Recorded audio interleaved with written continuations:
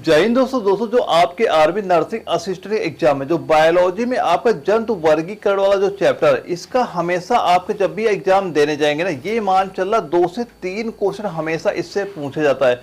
तो यहाँ पे मैं जो आपको 120 क्वेश्चन इसके कराने वाला हूँ जंतु वर्गीकरण के। अगर आप ये 120 क्वेश्चन लिख लेते हैं और जो कुछ इंपॉर्टेंट पॉइंट यहाँ पे नोट कराऊंगा ये आप नोट कर लेते हैं, तो यकीन मान चलना कि आपके 2 से लेकर 3 क्वेश्चन इसी से कंफर्म हो जाएंगे। क्योंकि सबसे ज्यादा जो क्वेश्चन आपके पूछे जाते हैं वो आपका जंतु वर्गीकरण वाला जो आपका चैप्टर आता है वहां से पूछे जाते हैं। तो आप ये सारे क्वेश्चन नोट करते चलना, आपके एग्जाम में यहाँ से बिल्कुल क्वेश्चन आपको देखने को मिल जाएंगे। तो आइए स्टार्ट करते हैं आज की वीडियो। तो वर्गीकरण वाला चैप्टर होता है, इसके हमेशा आपके एग्जाम में 12 नंबर यहाँ पे देखने को मिलते हैं। जो यहाँ पे मैं आपको पार्ट 1 हो गया, पार्ट 2 यहाँ पे करा ही रहा हूँ, पार्ट 1 भी आप देख लेना, इसके टोटल क्वेश्चन सॉल्व कर लेना। यहाँ पे जो मैं क्वेश्चन करा रहा हूँ यहीं से आपके 12 नंबर बिल्कुल कंफर्म हो जाएंगे। और जो आज का हमारा पहला क्वेश्चन है 63 नंबर है, इसके पहले वाले पार्ट में मैंने सारे क्वेश्चन करा रखे, वो भी पार्ट आप देख लीजिएगा। और इसमें पूछा क्या जा रहा है, निम्नलिखित में से किस उभयचर के जिह्वा नहीं होती है। और ये क्वेश्चन आपका लखनऊ जडारो में आपका पूछा भी गया था। इसके 4 ऑप्शन यहाँ पे हमारे दिए जा रहे, तो इसका राइट आंसर नोट कर लेना। राइट आंसर कितना हो जाएगा, जो यहाँ पे ऑप्शन नंबर सी हमारा दिया जा रहा है, यानी एक्थियोफिस हमारा बिल्कुल राइट आंसर आपका ऑप्शन नंबर सी हमारा बिल्कुल राइट आंसर आपका हो जाएगा। और दोस्तों यहाँ पे मैं जो इंपॉर्टेंट पॉइंट भी आपको नोट कराऊं, सारे पॉइंट नोट करते चला, यहीं से आपके एग्जाम में क्वेश्चन बिल्कुल आपको देखने को मिल जाए। क्योंकि जंतु जगत वर्गीकरण करते 3 क्वेश्चन कंफर्म है कि आपके पेपर में इस बार आपको देखने को मिल जाएंगे। और दोस्तों एक पॉइंट यहाँ पे और नोट करना, अगर आपसे ये पूछता है कि सबसे लंबी जीभ किसमें होती है, अगर आपसे यहाँ पे ये पूछ लिया जाता है, ये भी पॉइंट नोट करना, ये भी एग्जाम में क्वेश्चन पूछा जा चुका है कि सबसे लंबी जीभ किसकी होती है। ये हमसे अगर पूछा जाता है सबसे लंबी जीभ किसकी होती है, तो इसका राइट आंसर क्या हो जाएगा, जो यहाँ पे दिया जा रहा है सैलामेंडर यहाँ पे हमारा बिल्कुल राइट आंसर आपका हो जाता है। तो सबसे लंबी जीभ किसकी होती है, सैलामेंडर की होती है। और किस उभयचर की जिह्वा नहीं होती, वहां पे क्या होता है, वहां पे हमारा इक्थियोफिस राइट आंसर आपका हो जाएगा। इस क्वेश्चन का right answer option number C हमारा बिल्कुल राइट आंसर आपका हो जाता है। और इसके बाद हमारा अगला क्वेश्चन आता है 64 नंबर आता है। इसमें क्या पूछा जा रहा है, काकरोच के लार्वा को क्या कहा जाता है। जो काकरोच होता है, काकरोच के लार्वा को क्या कहा जाता है, तो काकरोच के लार्वा को क्या कहते हैं, उसे बोलते हैं निम्फ। क्या बोला जाता है, उसे बोला जाता है निम्फ बोला जाता है, यानी ऑप्शन बी इसका बिल्कुल राइट आंसर हमारा हो जाता है। और दोस्तों एक और बताइए क्या होता है, जो आपका जो मैगट दिया रहा है, मैगट क्या होता है, मैगट किसके लार्वा को बोलते हैं, जो मक्खियां होती है, मक्खी के लार्वा को क्या बोलते हैं, मैगट बोला जाता है। ये भी पॉइंट याद कर लेना, ये भी इंपॉर्टेंट आपका हो जाता है। अगला क्वेश्चन आता है 65 नंबर आता है। इसमें क्या पूछा जा रहा है, बढ़ती उम्र के वैज्ञानिक अध्ययन को कहा जाता है। बढ़ती उम्र के वैज्ञानिक अध्ययन को क्या कहा जाता है। और दानापुर जडारो में ये क्वेश्चन आपका पूछा भी गया था। तो राइट आंसर कितना हो जाएगा, राइट आंसर नोट करना क्या हो जाएगा, वह आपका हो जाएगा जरा विज्ञान। क्या कहा जाता है, जरा विज्ञान कहा जाता है। ऑप्शन नंबर बी हमारा बिल्कुल राइट आंसर आपका हो जाता है। और जो क्या होता है, हड्डियों के अध्ययन को क्या बोलते हैं, उसे आपका अस्थि विज्ञान कहा जाता है, ये भी याद रखिएगा। और इसके बाद जो हमारा अगला क्वेश्चन आता है 66 नंबर आता है। इसमें क्या पूछा गया है कि ट्यूब के भीतर ट्यूब प्रकार का शारीरिक प्लान किसमें पाया जाता है, ये यहाँ पे पूछा जा रहा है। तो इसके 4 ऑप्शन यहाँ पे दिए जा रहे हैं, और इसका राइट आंसर नोट कर लेना। राइट आंसर क्या हो जाएगा, वह हमारा हो जाएगा साइकॉन। राइट आंसर क्या हो जाएगा, साइकॉन हो जाएगा। ऑप्शन नंबर बी हमारा बिल्कुल राइट आंसर आपका हो जाता है। दोस्तों यहाँ पे जो एग्जाम में क्वेश्चन पूछे गए फिलहाल अभी जो पेपर हुए हैं, मोस्ट इंपोर्टेंट पॉइंट ये तीनों पॉइंट आप बिल्कुल नोट करना। सबसे पहले तो ये बताइए कौन सा सर्प ऐसा है जो घोंसला बना के रहता है। एक ये बताइए कौन सा सर्प ऐसा है जो घोंसला बना के रहता है, तो वो सर्प का नाम क्या होता है, वह आपका होता है नागराज सर्प। उसे क्या बोलते हैं, उसे बोला जाता है नागराज सर्प। ये क्वेश्चन अभी पूछा गया था जो आपका एग्जाम हुआ था कि कौन सा सर्प ऐसा होता है जो घोंसला बना के रहता है, तो उस सर्प का नाम क्या होता है, नागराज सर्प उसे बोला जाता है। और एक पॉइंट ये बताइए सबसे जहरीली छिपकली कौन सी होती है, यानी ये बताइए सबसे जहरीली छिपकली कौन सी होती है। तो सबसे जहरीली छिपकली कौन सी होती है, ये इंपॉर्टेंट पॉइंट, ये तीनों क्वेश्चन आपके एग्जाम में पूछे जा चुके हैं। तो सबसे जहरीली छिपकली कौन सी होती है, नोट करना, कौन क्या बोलते हैं, उसे बोलते हैं हीलोडर्मा। क्या बोला जाता है, उसे बोला जाता है हीलोडर्मा बोला जाता है, ये भी नोट कर लीजिएगा। और एक पॉइंट और नोट करना, जो समुद्री सांप आपका होता है हाइड्रोफिश, संसार का सबसे जहरीला सांप आपका होता है। अगर आपसे ये पूछे कि सबसे, ये बताइए सबसे जहरीला सांप कौन सा है, अगर ये आपसे पूछा जाए सबसे जहरीला सांप कौन सा होता है, ये पूछा जाए, तो इसका नाम नोट करना का क्या होता है, वह आपका होता है हाइड्रोफिश। क्या होता है वह नोट कर लेना, क्या होता है, हाइड्रोफिश आपका हो जाता है सबसे जहरीला सांप। ये तीनों पॉइंट आप नोट कर लीजिएगा। और इसके बाद जो हमारा अगला क्वेश्चन आता है 67 नंबर आता है। इसमें पूछा जा रहा है जो डॉल्फिन है, डॉल्फिन क्या होती है। तो डॉल्फिन क्या होती है, डॉल्फिन आपकी स्तनपायी होती, क्या होती है, स्तनपायी होती है। ऑप्शन नंबर सी हमारा बिल्कुल राइट आंसर आपका हो जाता है। और दोस्तों एक पॉइंट ये नोट करना, ये भी एग्जाम में क्वेश्चन पूछा गया कि कौन सी स्तनधारी है जो अंडा देती है, कौन सी ऐसी स्तनधारी है जो अंडा देती है, ये बताइए कौन सी ऐसी स्तनधारी है जो अंडा देती है। तो इसका राइट आंसर नोट कर लेना, उस स्तनधारी का नाम क्या हो जाएगा, वह आपका हो जाएगा प्रोटोथीरिया। क्या हो जाएगा, नोट कर लेना, क्या हो जाएगा, प्रोटोथीरिया। नोट कर लेना क्या हो जाएगा, प्रोटोथीरिया हमारा बिल्कुल राइट आंसर आपका हो जाएगा। ये सारे पॉइंट आप नोट करते चलिएगा। और अगला जो क्वेश्चन हमारा आता है 68 नंबर आता है। इसमें क्या पूछा जा रहा है, जिन जंतुओं की सुस्पष्ट पाचक ग्रहिका होती है उन्हें किसके अंतर्गत रखा जाता है, ये यहाँ पे पूछा गया है। और ये क्वेश्चन आपका पुणे जडारो में आपका क्वेश्चन पूछा गया था। तो इसका राइट आंसर नोट कर लेना, राइट आंसर क्या हो जाएगा, वह आपका हो जाएगा अंतराजीवी। क्या हो जाता है, आंत्रजीवी जो हमारा दिया जा रहा है, आंत्रजीवी। ऑप्शन नंबर डी इसका बिल्कुल राइट आंसर आपका हो जाता है। और दोस्तों यहाँ पे जो एक ऑप्शन आपका दिया जा रहा है, ये मेटाजोआ, ये मेटाजोआ क्या होता है। तो मेटाजोआ के अंतर आपके बहुकोशिकीय जीव आते हैं। जो आपका ये मेटाजोआ दिया जा रहा है, इसके अंतर्गत आपके बहुकोशिकीय जो जीव आते हैं वो सारे सारे आपके मेटाजोआ के अंतर आपके आते हैं। अगला क्वेश्चन हमारा आता है 69 नंबर आता है। इसमें क्या पूछा गया है कि मानव जातियों के वर्गीकरण के लिए निम्नलिखित में से किस कसौटी का प्रयोग नहीं किया जाता है, ये यहाँ पे दिया जा रहा है। और जिसके 4 ऑप्शन यहाँ पे हमारे दिए जा रहे हैं। तो इसका राइट आंसर क्या हो जाए, किसका प्रयोग नहीं किया जाता, वो आपका जो कान दिया जा रहा है इसका प्रयोग नहीं किया जाता है। और नाक हो गया, बाल हो गया, आंख हो गया, इनका प्रयोग आपका किया जाता है। और दोस्तों एक पॉइंट और नोट करना, जो आपका कान होता है, कान का जो बाह्य भाग होता है, कान का क्या होता है, जो कान का बाह्य भाग होता है वह क्या कहलाती है, एग्जाम में क्वेश्चन पूछा जा चुका है। तो कान का बाह्य भाग जो होता है वह क्या कहलाता है, वह आपका पिन्ना कहलाता है। क्या कहलाता है, वह आपका पिन्ना कहलाता है। क्या कहलाता है, पिन्ना आपका कहलाता है। और इसके बाद जो हमारा अगला क्वेश्चन आता है 70 नंबर आता है। इसमें क्या पूछा जा रहा है कि व्हिटलर के वर्गीकरण के अनुसार समूह में शामिल जीवों में पूर्णतः विकसित नाभिक नहीं पाया जाता है। इन 4 ऑप्शन में हमें ये बताना है। दोस्तों यहाँ पे मैं जितने भी क्वेश्चन करा रहा हूँ सारे आपके मोस्ट इंपोर्टेंट है। और आपके एग्जाम में यहाँ से क्वेश्चन बिल्कुल आपको देखने को मिल जाएंगे। तो इसका राइट आंसर नोट कर लेना, राइट आंसर क्या हो जाएगा, आपका हो जाएगा जो यहाँ पे दिया जा रहा है Monera. Option number D Monera हमारा बिल्कुल राइट आंसर आपका हो जाता है। और दोस्तों जो ये आपका मोनेरा जगत होता है, मोनेरा जगत में सभी आपके प्रोकैरियोटिक जीवों को सम्मिलित किया गया है। तो मोनेरा में किसको सम्मिलित किया गया, सभी आपके प्रोकैरियोटिक जितने भी जीव हैं उनको सभी को सम्मिलित यहाँ पे किया गया है। और इस जगत में कौन से जीव आते हैं, ये भी नोट कर लें, इस जगत में कौन से जीव आते हैं, जो आपके सूक्ष्मतम जीव होते हैं। कौन से जीव होते हैं, जो आपके सूक्ष्मतम जीव होते हैं, ये सारे इसी के अंतर्गत आपके आ जाते हैं।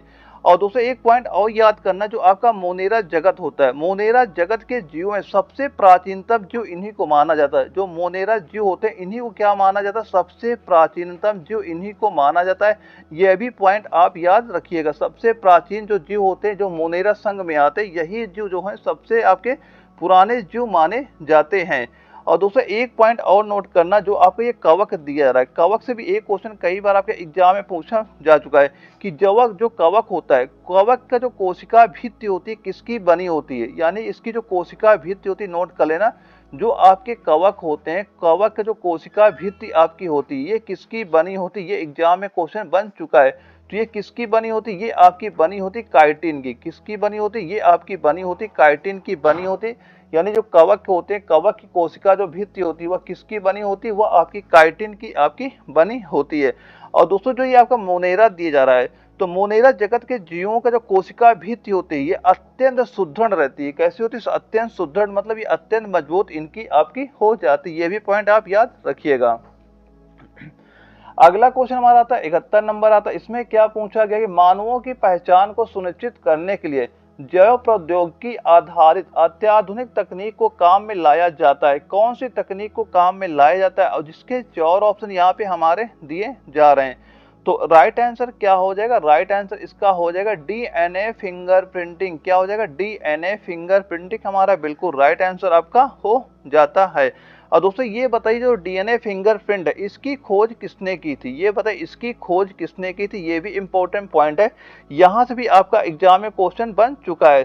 तो इसकी खोज किसने की थी? इसकी खोज नोट करना एलेक जेफरेज ने की थी। किसने खोज की थी? ये भी नोट करना, किसने खोज की थी? एलेक जेफरेज ने इसकी खोज की थी। ये भी पॉइंट याद रखिएगा। और दोस्तों एक पॉइंट और याद रखिएगा, जो आपका इसका उपयोग कहाँ पे होता है, यानी जो आपका डीएनए फिंगरप्रिंटिंग मशीन है इसका उपयोग आपका कहाँ पे किया जाता है? तो इसका उपयोग कहाँ पे होता है? अपराधियों को पता लगाने में, और खोए हुए माता पिता एवं संतान का पता लगाने में, और संपत्ति विवाद को निपटारा में इसका प्रयोग आपका किया जाता है। किसका? डीएनए फिंगरप्रिंटिंग का वहां पे उपयोग इसका किया जाता है। अगला क्वेश्चन हमारा आता है 72 नंबर आता है। इसमें क्या पूछा गया? निम्नलिखित में से कौन सी मछली नहीं है? इन 4 ऑप्शन में हमें यह बताना है इनमें से आपकी कौन सी मछली नहीं है। तो जो आपकी यहाँ पे जो सा फिश दी जा रही है ये आपकी मछली है, और जो पाइप फिश दी जा रही है ये भी मछली है, और जो गिटार फिश दी जा रही है ये भी मछली है। लेकिन जो यहाँ पे स्टार फिश दिया जा रहा है ये स्टार फिश क्या होता है? ये आपकी मछली आपकी नहीं होती है। यानी ऑप्शन नंबर ए हमारा बिल्कुल राइट आंसर आपका हो जाएगा।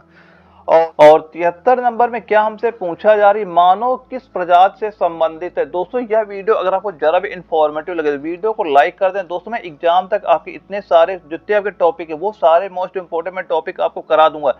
यानी अगर आप यहाँ से भी क्लासेस लेंगे ना, आपको कोई क्वेश्चन आपको बाहर इससे नहीं जाएगा। बस मैं आपको जो कंप्लीट नोट्स आपको प्रोवाइड करा रखे वो आप एक बार तैयार कर लें, और यहाँ पे जो मैं आपको इंपॉर्टेंट क्वेश्चन तो करा ही रहा हूँ ये दोनों तैयार कर लेना। आप एग्जाम में एक भी क्वेश्चन यहाँ से बाहर नहीं जाएगा, सारे सारे आपको यहीं से क्वेश्चन आपको देखने को मिल जाएंगे।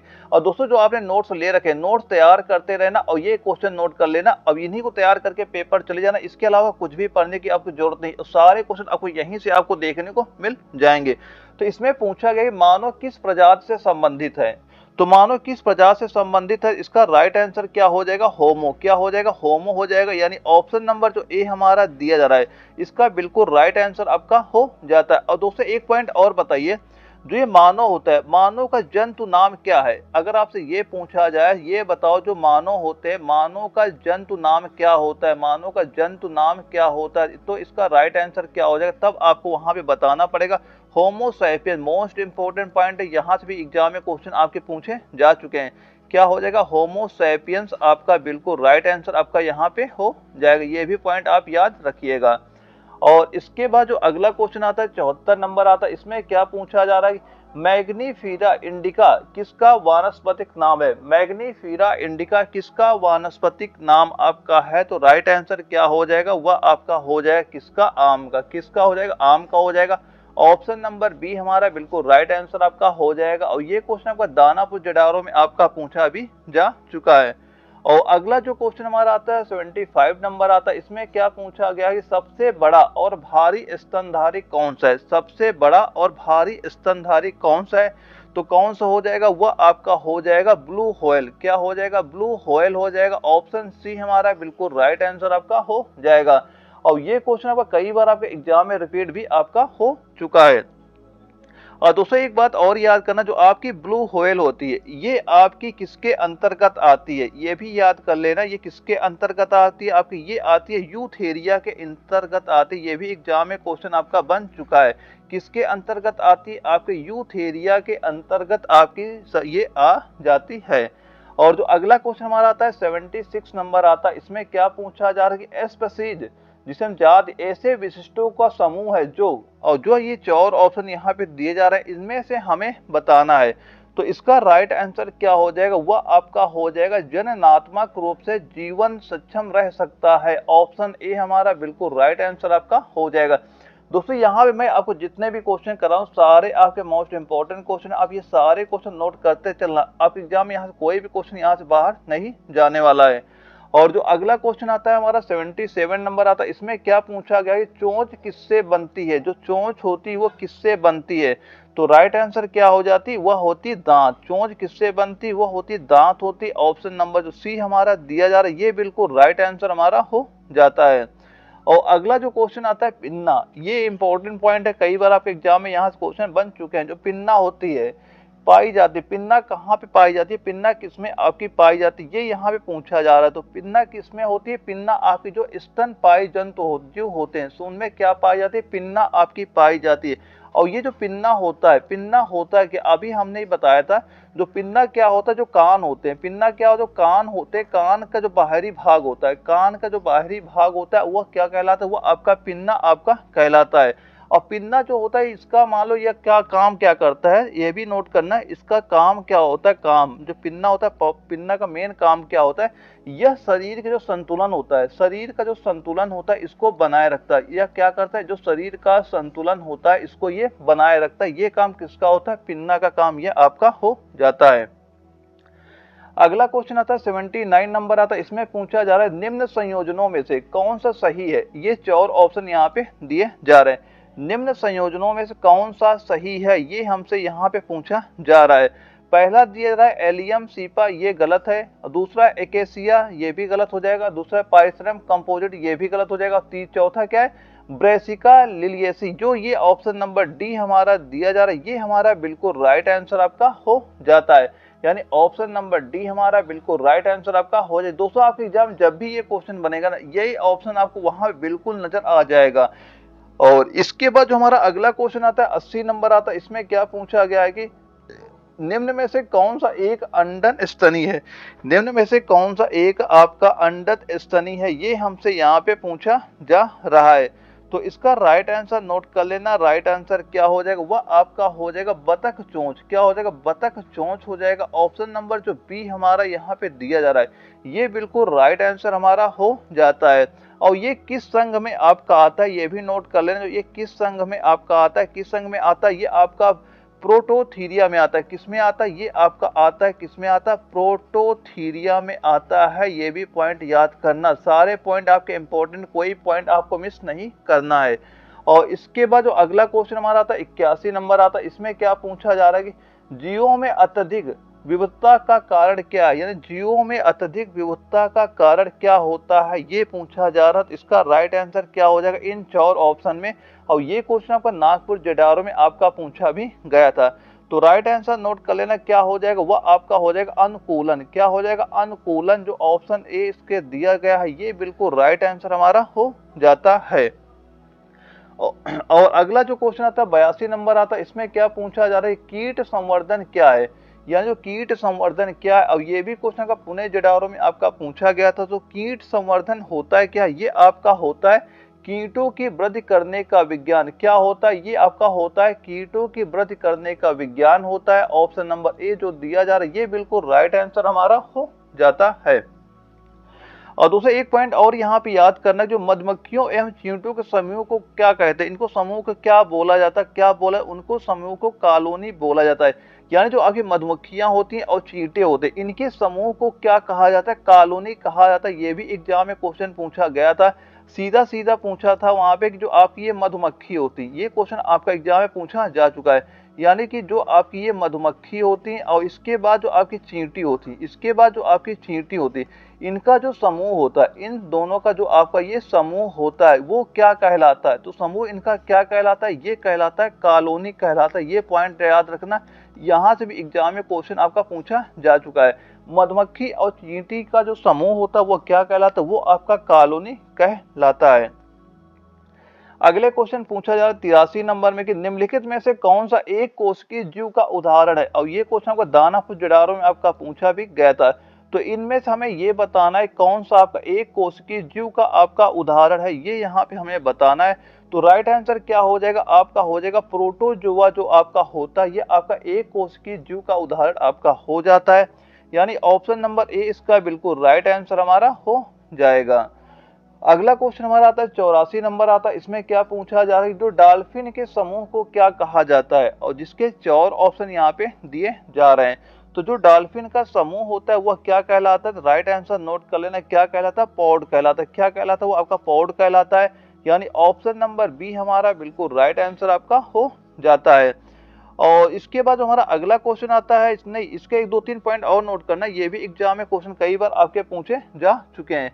पहला पॉइंट ये नोट करना, जो आपकी डॉल्फिन होती है ये गंगा नदी में सबसे अधिक मिलती है। अगर आपसे ये क्वेश्चन पूछा जाता है कि ये बताइए जो डॉल्फिन होती है सबसे ज्यादा कहाँ पे पाई जाती है, सबसे ज्यादा कहाँ पे पाई जाती है आपकी, ये सबसे ज्यादा आपकी गंगा नदी में सबसे ज्यादा आपकी ये पाई जाती है।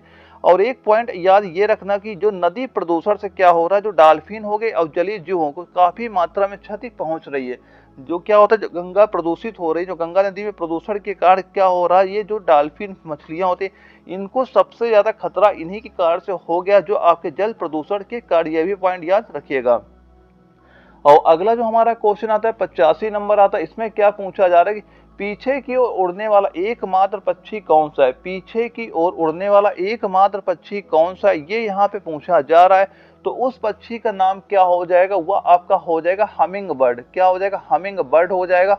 ऑप्शन नंबर ए हमारा बिल्कुल राइट आंसर आपका हो जाता है। तो ये कीवी पक्षी दिया जा रहा है, जो कि यहाँ कीवी लिखा हुआ है। कीवी क्या होता है, ये आपका न्यूजीलैंड का आपका राष्ट्रीय पक्षी है। जो कीवी क्या होता है, आपका न्यूजीलैंड का राष्ट्रीय पक्षी आपका ये हो जाता है। और दोस्तों एक पॉइंट और नोट करना कि नकल करने में कुशल पक्षी कौन सा होता है, वो आपका लायर बर्ड होता है। अगर आपसे क्वेश्चन कभी ये पूछा जाता है कि ये बताइए नकल करने में कुशल, आपको सीधा सीधा पूछा जाएगा क्वेश्चन कि नकल करने में कुशल, नकल करने में कुशल सीधा सीधा लिख के आएगा न, ये बताइए नकल करने में कुशल पक्षी कौन सा है। तो उस पक्षी का नाम क्या हो जाएगा, नाम लिख लेना, क्या हो जाएगा, लायर बर्ड। क्या होता है, वो आपका होता है लायर बर्ड नाम से ये आपका जाना जाता है। नकल करने में कुशल पक्षी कौन सा होता है, वो आपका लायर बर्ड आपका पाया जाता है। और दोस्तों एक पॉइंट और याद करना, जो आपका हमिंग बर्ड होता है, ये जो आपका हमिंग बर्ड होता है ये विश्व का सबसे छोटा पक्षी है। और ये भी अगर पूछा जाए कि विश्व का ये बताइए सबसे छोटा पक्षी कौन सा है, तो वो कौन सा आपका हो जाएगा, वो भी आपका हमिंग बर्ड ही वहां पे आपका हो जाता है।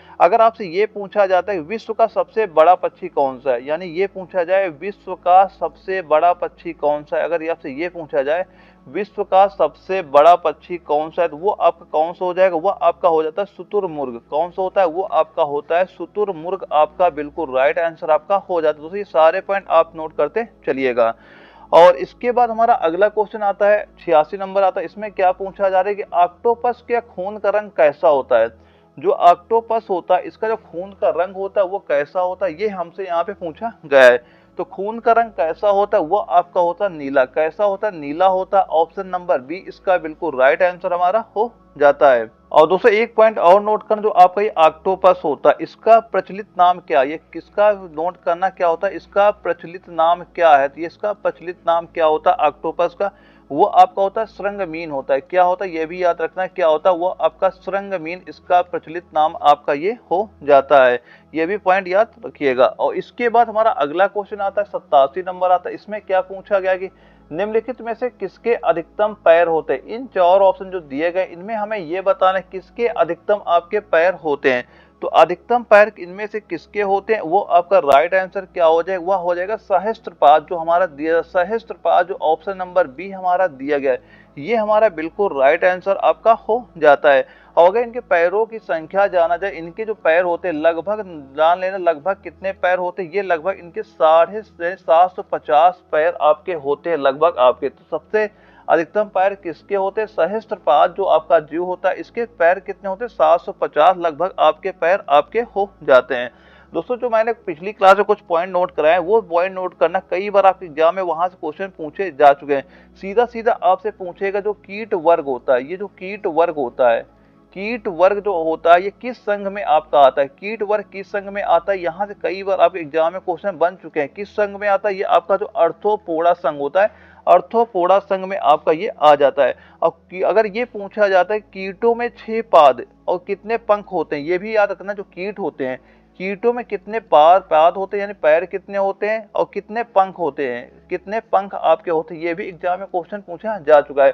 तो कीट जो वर्ग होते हैं इनमें जो जो पैर कितने होते हैं, पैर कितने होते हैं, 6 पैर होते हैं। और इनके जो पंख होते हैं, पंख कितने होते हैं, 4 पंख इनमें होते हैं, ये भी याद रखिएगा।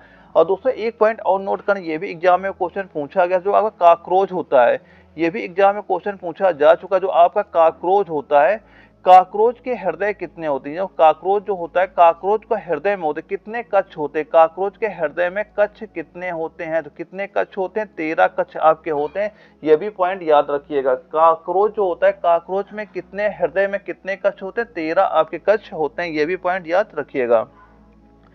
अगला क्वेश्चन आता है 88 नंबर आता है, इसमें पूछा गया है कि लीमर क्या है? तो लीमर क्या होते हैं, ये यहाँ पे पूछा जा रहा है। तो और जिसके 4 ऑप्शन यहाँ पे दिए जा रहे हैं, और ये क्वेश्चन आपका नागपुर जेडारो में आपका पूछा भी गया था। तो जो लीमर होते हैं, लीमर क्या होते हैं? लीमर आपके क्या होते हैं? ये आपके होते हैं मेडागास्कर में पाया जाने वाला एक जानवर होता है। तो लीमर क्या होता है? ये आपका मेडागास्कर में पाया जाने वाला एक आपका जानवर होता है। ऑप्शन नंबर डी हमारा बिल्कुल राइट आंसर आपका हो जाता है। और इसके बाद जो हमारा अगला क्वेश्चन आता है 89 नंबर आता है, इसमें पूछा गया कि मगरमच्छ के बच्चे को क्या कहा जाता है? जो मगरमच्छ होते हैं, इनके बच्चे को क्या कहा जाता है? ये हमसे यहाँ पे पूछा गया है। तो इसका राइट आंसर नोट कर लेना, वह क्या हो जाएगा? वह आपका हो जाएगा हैचलिक। क्या कहलाते हैं? वो आपके हैचलिक कहलाते हैं। यानी ऑप्शन नंबर जो हमारा डी दिया जा रहा है, ये बिल्कुल राइट आंसर आपका हो जाता है। और दोस्तों जो ये आपके मगरमच्छ आते हैं, मगरमच्छ जो आपके आते हैं, ये किस वर्ग में आते हैं? तो ये किस वर्ग में आते हैं? ये आपके आते हैं सरीसृप वर्ग में आते हैं। ये भी याद रखिएगा, जो मगरमच्छ होते हैं किस वर्ग में आपके आते हैं?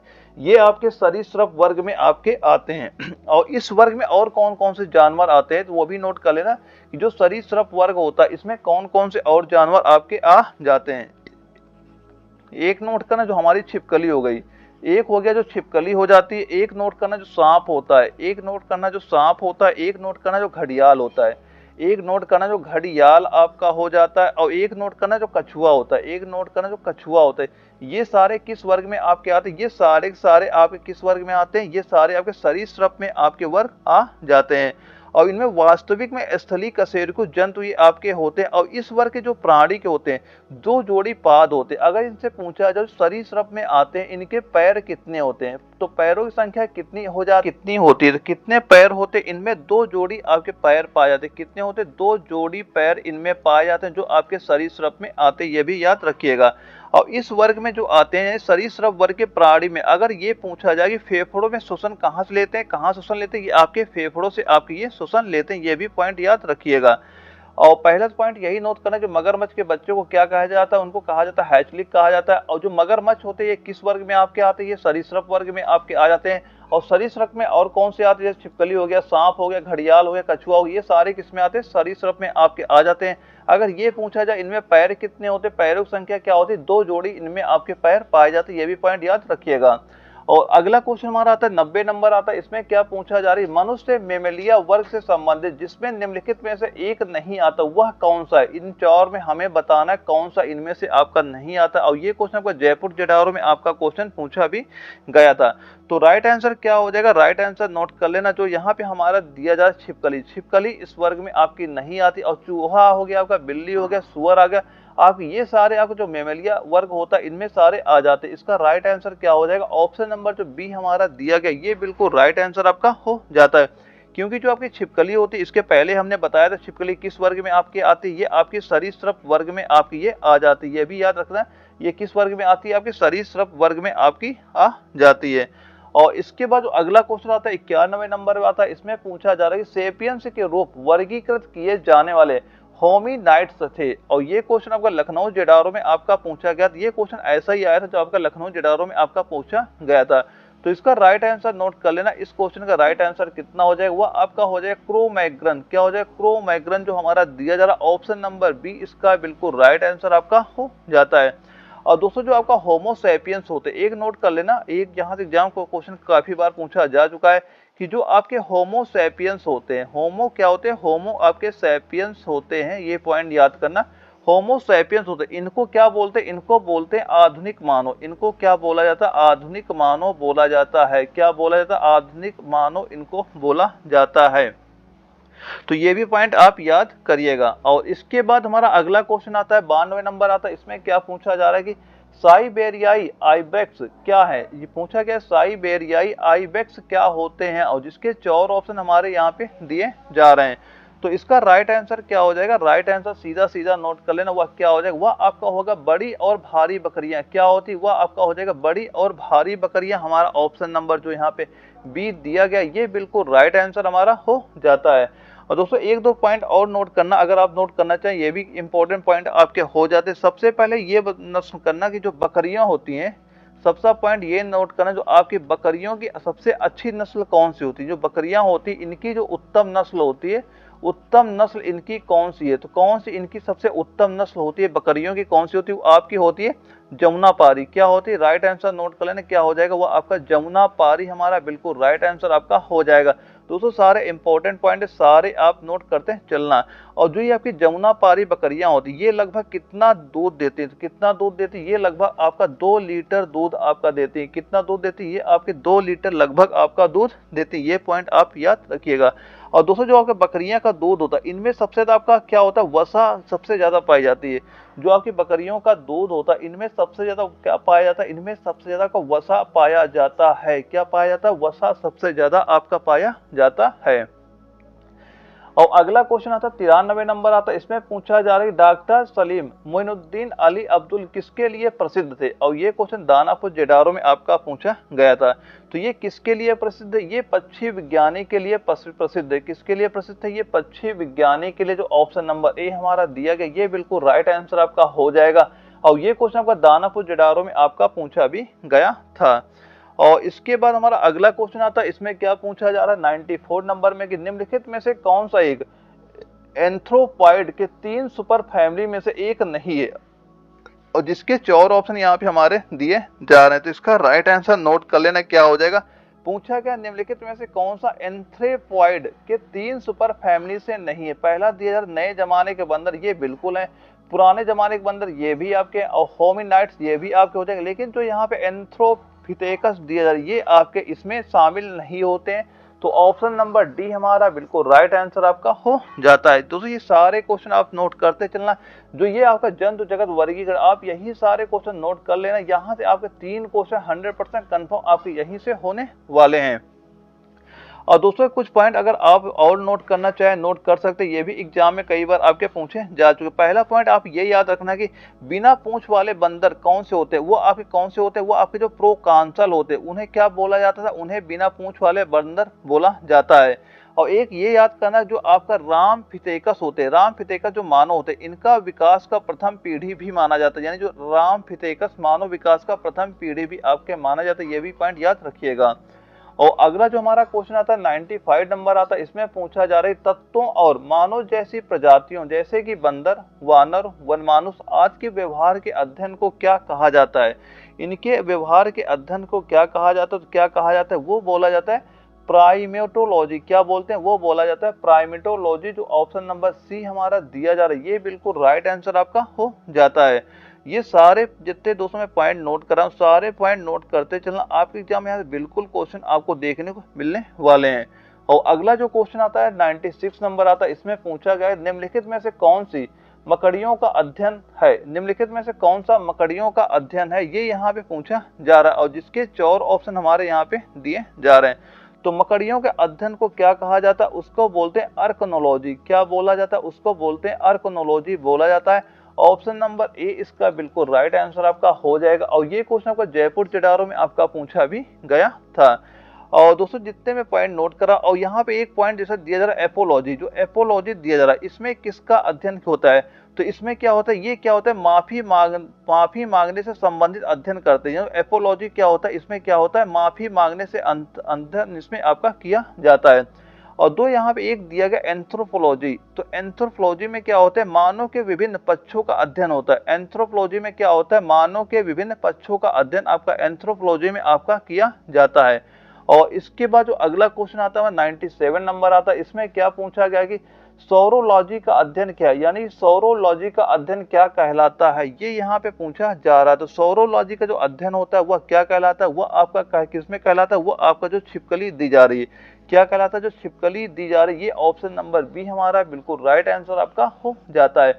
यानी सौरोलॉजी का अध्ययन किसका होता है, ये आपका छिपकली का अध्ययन होता है, वह क्या कहलाता है, वह आपका सौरोलॉजी आपका कहलाता है। ये भी पॉइंट आप याद रखिएगा। और इसके बाद जो हमारा अगला क्वेश्चन आता है 98 नंबर आता है, इसमें क्या पूछा गया कि निम्नलिखित में से कौन सा मनुष्य का अध्ययन होता है, निम्नलिखित में से कौन सा मनुष्य का अध्ययन होता है। और ये क्वेश्चन का दानापुर जिडारो में सेम टू सेम ऐसा ही क्वेश्चन पूछा गया था और ये 4 ऑप्शन वहां पे आपके दिए गए थे। तो इसका राइट आंसर क्या हो जाएगा वह नोट कर लेना, एंथ्रोपोलॉजी वहां पे दिया जा रहा है। ऑप्शन नंबर सी जो हमारा दिया गया एंथ्रोपोलॉजी जो हमारा दिया जा रहा है ये बिल्कुल राइट आंसर आपका हो जाता है।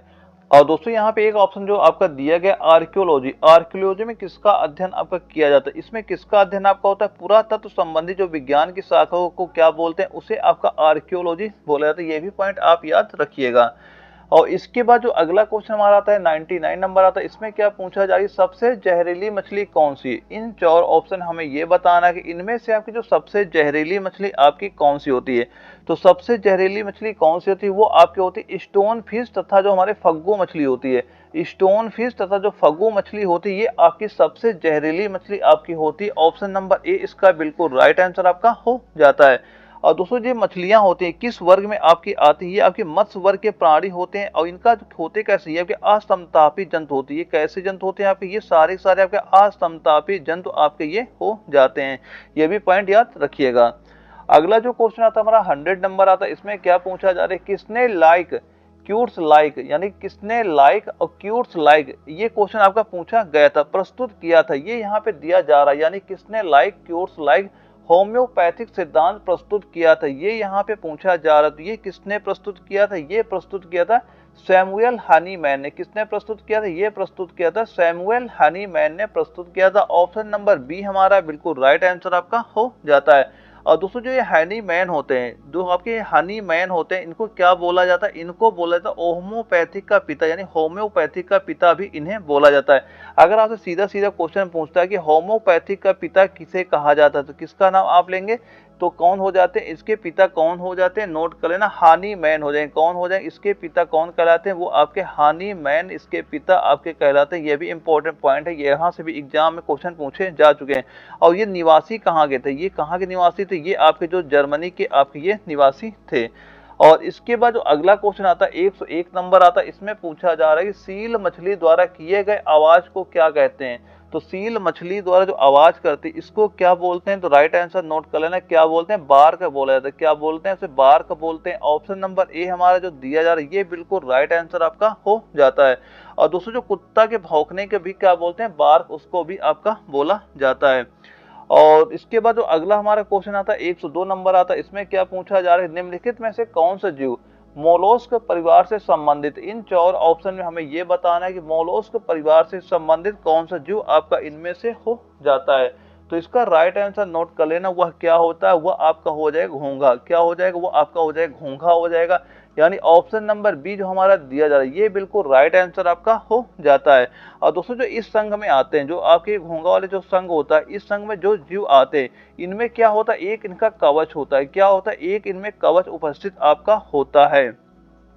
ये भी पॉइंट याद करना। और जो घोंघा होता है इसका जो रक्त का रंग होता है, रक्त का रंग कैसा होता है, यानी इनका जो रक्त होता है रक्त का रंग कैसा होता है, तो कैसा रंग होता है इनका, इनका होता है रंगहीन होता है। कैसा रंग होता है, रंगहीन होता है, यानी कोई भी कलर इनका नहीं पाया जाता। ये भी पॉइंट याद रखिएगा।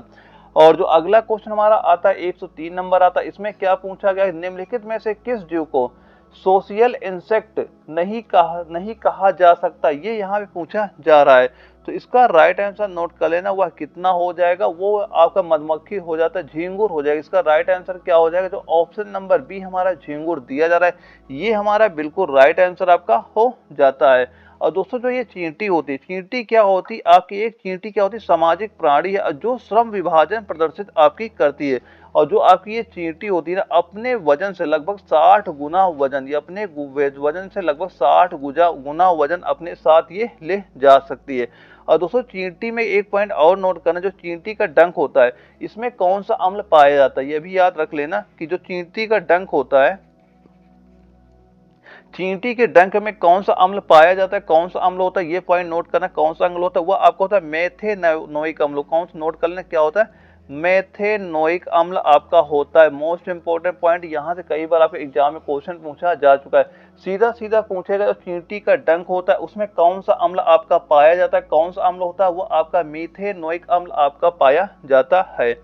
और अगला जो हमारा क्वेश्चन आता है 104 नंबर आता है, इसमें क्या पूछा जा रहा है कि मानवीय विकास के संबंध में हाल ही में खोज की गई कड़ी कौन सी है, जीवाश्म की खोज है। और इसके 4 ऑप्शन यहाँ पे दिए जा रहे हैं, तो इसका राइट आंसर नोट कर लेना। राइट आंसर क्या हो जाएगा, वह आपका हो जाएगा होमो नेलिडी। क्या हो जाएगा, होमो नेलिडी जो दिया गया ऑप्शन नंबर बी, इसका बिल्कुल राइट आंसर हमारा हो जाता है। और दोस्तों ये सारे जितने पॉइंट है सारे आपके इंपॉर्टेंट पॉइंट, आप सारे पॉइंट नोट करते चलना। आपके एग्जाम में यहाँ बिल्कुल क्वेश्चन आपको देखने को मिलने वाले हैं। और इसके बाद जो अगला क्वेश्चन आता है 105 नंबर आता है, इसमें क्या पूछा जा रहा है, मनुष्यों के वैज्ञानिक नाम होमो सैपियंस का क्या अर्थ होता है, ये यहाँ पे पूछा गया है। और ये 4 ऑप्शन में हमें बताना है, तो क्या अर्थ होता है, तो राइट आंसर कितना हो जाएगा, राइट आंसर नोट करना। वाइज होमिनिड जो हमारा दिया, वाइज होमिनिड जो हमारा दिया गया ऑप्शन नंबर डी, इसका बिल्कुल राइट आंसर आपका हो जाता है। और दोस्तों जो होमो सैपियंस का मानसिक जो क्षमता होती है, जो होमो सैपियंस जो मानव होते हैं, इनकी जो मानसिक क्षमता होती, मानसिक क्षमता कितनी होती वह नोट करना, कितनी होती, 1460 सीसी होती। कितनी क्षमता होती है इनकी, 1460 सीसी होती है इनकी मानसिक क्षमता आपकी हो जाती है। जो आज के आधुनिक मानव, जो आज के मानव होते हैं, इनका जो क्या मानसिक क्षमता कितनी होती है, वो आपकी 1460 सीसी इनकी मानसिक क्षमता आपकी हो जाती है। अगला क्वेश्चन आता है 106 नंबर आता है, इसमें क्या पूछा गया, निम्नलिखित में से कौन सा विकल्प पाचक एंजाइम नहीं है। इन 4 ऑप्शन में हमें यह बताना है कौन सा आपका पाचक एंजाइम इनमें से आपका नहीं है। तो दोस्तों जो यहाँ पे हमारा दिया ऑप्शन नंबर डी, यानी सुपर ऑक्साइड डिस्ट्रीब्यूटेस जो हमारा दिया जा रहा है, ये आपका क्या होता है, ये आपका पाचक एंजाइम आपका नहीं होता है। इस क्वेश्चन का राइट आंसर क्या हो जाएगा, ऑप्शन नंबर डी हमारा बिल्कुल राइट आंसर आपका हो जाता है। और जो हमारे यहाँ पे दिया जा रहा प्रोटीएस हो गया, हमारा एमिलेस हो गया और लाइपेज हो जाए, ये सारे क्या होते हैं आपके पाचक एंजाइम आपके ये सारे हो जाते हैं। और दोस्तों कुछ पॉइंट और अगर आपको नोट करना नोट कर सकते हैं। जो एक पॉइंट और नोट करना, ये भी कई बार आपके एग्जाम में पूछा जा चुका है, जो आपकी लार होती है, ये बताइए जो लार होती है, लार में कौन से एंजाइम आपके पाए जाते हैं। तो लार में कौन से एंजाइम पाए जाते हैं, एक तो आप ये याद रखना जो आपका टाइलिन हो गया, एक तो ये याद रखना जो आपका टाइलिन एंजाइम होता है ये पाया जाता है। और एक और नोट करना क्या होता है, जो आपका माल्टेस एंजाइम होता है, एक नोट क्या करना जो आपका माल्टेस होता है। ये इंपॉर्टेंट पॉइंट, ये एग्जाम में कई बार क्वेश्चन पूछा जा चुका, सीधा सीधा पूछेगा जो लार में कौन से एंजाइम पाए जाते हैं, कौन सा होता है, एक तो आपका टाइलिन हो जाता है, एक क्या होता है आपका माल्टेस एंजाइम आपका पाया जाता है। ये पॉइंट याद रखिएगा। और अगला क्वेश्चन आता है 107 नंबर आता है, इसमें क्या पूछा गया, पृथ्वी पर सबसे अधिक बुद्धिमान स्तनधारी कौन सा है, ये यहाँ पे पूछा जा रहा है। तो इसका राइट आंसर क्या हो जाएगा, वह आपका हो जाएगा डॉल्फिन। क्या हो जाएगा, डॉल्फिन हो जाएगा। यानी ऑप्शन नंबर जो ए हमारा दिया जा रहा है ये बिल्कुल राइट आंसर आपका हो जाता है। और इसके बाद जो अगला क्वेश्चन हमारा आता है 108 नंबर आता है, और इसमें पूछा जा रहा है जिसको अक्सर सदमे के उपचार के रूप में जाना जाता है, एक मानसिक रोगी को इलाज जिसमें मानसिक बीमारियों में राहत प्रदान करने के लिए संवहन विद्युत रूप से रोगियों में लगाया जाता है, वह क्या है, ये पूछा जा रहा है। और जिसके 4 ऑप्शन यहाँ पे हमारे दिए जा रहे हैं, तो इसका राइट आंसर नोट कर लेना। राइट आंसर इस क्वेश्चन में कितना हो जाएगा, जो यहाँ पे हमारा दिया जा रहा है ऑप्शन नंबर डी, यानी इलेक्ट्रोकॉन्वेलेंट थेरेपी जो हमारा दी जा रही है, ये ऑप्शन नंबर डी इसकी बिल्कुल राइट आंसर आपका हो जाता है। दोस्तों ये सारे क्वेश्चन आप नोट करते चलना, आपके एग्जाम से यहाँ से बिल्कुल क्वेश्चन आपको देखने को मिल जाएंगे। और दोस्तों 2-3 पॉइंट और बताने, जो आपका ये ईसीजी होता है, जो यहाँ पे दिया जा रहा है ईसीजी, जो लिखा है ईसीजी, ये किसकी जांच के लिए प्रयोग की जाती है। तो ईसीजी किसकी जांच के लिए होता है, ये आपका हृदय के जांच के लिए आपका होता है। ये एग्जाम में कई बार क्वेश्चन बन चुका है, सीधा सीधा पूछता है जो ईसीजी होता है किसकी जांच के लिए प्रयोग की जाती है, तो किसके जांच के लिए होता है, ये आपका हृदय से संबंधित आपका ये हो जाता है। और जो यहाँ पे ईईजी दिया जा रहा है, ये किससे संबंधित आपका हो जाता है, तो ये किससे संबंधित आपका होता है, ये आपका मस्तिष्क से संबंधित होता है। किससे संबंधित होता है, ये आपका मस्तिष्क से संबंधित आपका हो जाता है। ईईजी किससे संबंधित होता है, ये आपका मस्तिष्क से संबंधित आपका ये हो जाता है। अगला क्वेश्चन आता है 109 नंबर आता है, इसमें पूछा गया है निम्नलिखित में से चिकित्सा विज्ञान की प्रखाख्या यकृत के उपचार और अध्ययन से संबंधित आपकी है। और ये आपका जयपुर चिटारो में क्वेश्चन आपका पूछा भी गया था। तो इसका राइट आंसर क्या हो जाएगा, वह आपका हो जाएगा हेप्टोलॉजी। क्या हो जाएगा आपका हेप्टोलॉजी, जो ऑप्शन नंबर बी हमारा दिया गया है, ये बिल्कुल राइट आंसर आपका हो जाता है। और दोस्तों एक पॉइंट और नोट करना कि अल्सर के अध्ययन को क्या कहते हैं, उसको क्या बोलते हैं, हीलोकोलॉजी बोलते हैं। क्या बोला जाता है, उसको बोलते हैं हेलोकोलॉजी, जो यहाँ पे दिया जा रहा है। ये अगर पूछता है कि अल्सर के अध्ययन को क्या बोलते हैं, तब यहाँ पे हमारा क्या आंसर हो जाता है, तब हमारा होता है हेलोकोलॉजी। हमारा बिल्कुल राइट आंसर आपका हो जाता है कि अल्सर के अध्ययन को क्या बोलते हैं, उसे हेलोकोलॉजी बोला जाता है। और अगला क्वेश्चन आता है 110 नंबर आता है। इसमें क्या पूछा जा रहा है, जीवों के वर्गीकरण से संबंधित जीव विज्ञान की शाखा को क्या कहा जाता है, ये यहाँ पे पूछा जा रहा है। तो इसका राइट आंसर क्या हो जाएगा, वह आपका हो जाएगा वर्गीकरण विज्ञान। क्या कहलाता है, वर्गीकरण विज्ञान कहलाता है। ऑप्शन ए इसका राइट आंसर हमारा हो जाता है। और अगला जो हमारा क्वेश्चन आता है, इसमें क्या पूछा गया है 111 नंबर में कि जीवित चीजों पर मृदा के प्रभाव का अध्ययन मृदा विज्ञान की किस शाखा के अंतर्गत किया जाता है। और जिसके 4 ऑप्शन यहाँ पे दिए जा रहे हैं। और ये क्वेश्चन का पुणे जडारो में आपका पूछा भी गया था। तो इसका राइट आंसर नोट कर लेना। राइट आंसर क्या हो जाएगा, वह आपका हो जाएगा एडोफोलॉजी। क्या कहलाता है, वह आपका एडोफोलॉजी कहलाता है। ऑप्शन नंबर बी हमारा बिल्कुल राइट आंसर आपका हो जाता है। और दोस्तों यहाँ पे हमने जितने भी पॉइंट आपको नोट करे, सारे आप नोट करते चलना। आपके एग्जाम में यहाँ से बिल्कुल क्वेश्चन आपको देखने को मिल जाएंगे। दोस्तों कुछ और आप नोट कर लें, यहाँ से कई बार आप एग्जाम में क्वेश्चन पूछे जा चुके हैं। एक पॉइंट तो आप ये नोट करें, जो आपका पोमोलॉजी होता है। एक तो ये नोट करना, जो आपका पोमोलॉजी होता है, पोमोलॉजी में किसका अध्ययन आपका किया जाता है, किसका अध्ययन आपका होता है, यहाँ पे आपका फलों का अध्ययन आपका किया जाता है। और एक ये नोट करना, जो आपका ऑर्निथोलॉजी होता है। अगर ये पूछता है कि ऑर्निथोलॉजी के अंतर्गत किसका अध्ययन होता है, पक्षियों का अध्ययन यहाँ पे किया जाता है। अगर आपसे ये पूछता है कि सर्पों का अध्ययन किसके अंतर्गत किया जाता है, तो ओफियोलॉजी जो होता है, वहां पे सर्पों का अध्ययन किया जाता है। अगर आपसे ये पूछता है कि मछलियों का अध्ययन किसके अंतर्गत होता है, तो ये आपको जो इक्थियोलॉजी होता है, वहां पे मछलियों का अध्ययन आपका किया जाता है। ये सारे पॉइंट आपको याद होने चाहिए। और अगला क्वेश्चन आता है 112 नंबर आता है। इसमें पूछा जा रहा है जीवों द्वारा जीने के लिए और अधिक वंशावृद्धि के लिए बेहतर अनुकूलित वातावरण बनाने की प्रक्रिया को क्या कहते हैं। और इसके 4 ऑप्शन यहाँ पे दिए जा रहे हैं। तो इसका राइट आंसर नोट कर लेना। राइट आंसर क्या हो जाएगा, वह आपका होगा प्राकृतिक चयन। क्या होता है, वो आपका होता है प्राकृतिक चयन होता है। ऑप्शन ए इसका बिल्कुल राइट आंसर हमारा हो जाता है। और जो अगला हमारा क्वेश्चन आता है 113 नंबर आता है। इसमें क्या पूछा जा रहा है कि जैव आवर्धन का कारण क्या है। यानी जो जैव आवर्धन होता है, जैव आवर्धन का कारण क्या होता है, जैव आवर्धन का कारण क्या होता है, नोट करना। वह क्या होता है, वह आपका हो जाता है ऑर्गेनोक्लोरीन। क्या होता है, वह आपका होता है ऑर्गेनो जो क्लोरीन जो दिया जा रहा है। ऑप्शन नंबर बी इसका बिल्कुल राइट आंसर आपका हो जाता है। दोस्तों एक पॉइंट और नोट करना, ये भी एग्जाम में क्वेश्चन पूछा गया था कि अगर आपसे ये पूछता है कि भारत में प्रथम जीन बैंक कहाँ पे है, ये एग्जाम में क्वेश्चन पूछा गया था। क्या पूछा गया था कि भारत में जीन बैंक, यानी ये पूछा जाता है भारत में प्रथम जीन बैंक कहाँ पे बनाया गया था। भारत में प्रथम जीन बैंक कहाँ पे था, ये आपका था तेलंगाना में। कहाँ पे था, ये आपका कहाँ पे हो जाएगा, तेलंगाना जो हमारा दिया जा रहा है। ये बिल्कुल राइट आंसर हमारा हो जाता है। ये पॉइंट आप बिल्कुल याद करिएगा। और अगला जो क्वेश्चन आता है 114 नंबर आता है। इसमें क्या पूछा गया कि निम्नलिखित में से गर्म पानी के कुंडों, गहरे समुद्र और तप्त दरारों और अंटार्कटिका की बर्फ जैसे जीवन यापन हेतु अति जटिल निवास स्थान में भी निवास कर सकता है। इन 4 ऑप्शन हमने ये बताना है। तो इनमें से कौन सा निवास कर सकता है, वह कौन हो जाएगा, वह आपका होता है जीवाणु। क्या होता है, वह होता है जीवाणु होता है। यानी ऑप्शन नंबर बी हमारा बिल्कुल राइट आंसर आपका हो जाएगा। और ये क्वेश्चन को जबलपुर जडारो में आपका पूछा भी गया था। और दोस्तों ये बताइए जीवाणु थी, जीवाणु की खोज किसने की थी, ये भी यहाँ पे बता दीजिए। जो जीवाणु थे, जीवाणु की खोज किसने की थी, तो इसकी खोज की थी एंटोनी वॉन ल्यूनहॉक ने की थी। जीवाणु की खोज किसने की थी, एंटोनी वॉन ल्यूनहॉक ने किसकी जीवाणु की खोज की थी। ये भी पॉइंट याद रखिएगा।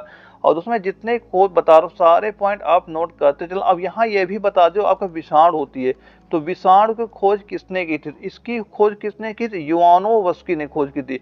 तो विषाणु की खोज किसने की थी, इवानोवस्की ने विषाणु को खोज की थी। और जीवाणु की खोज किसने की थी, ये तो मैंने अभी आपको बताया कि एंटोनी वॉन ल्यूनहॉक ने जीवाणु की खोज की थी। ये दोनों पॉइंट याद रखिएगा।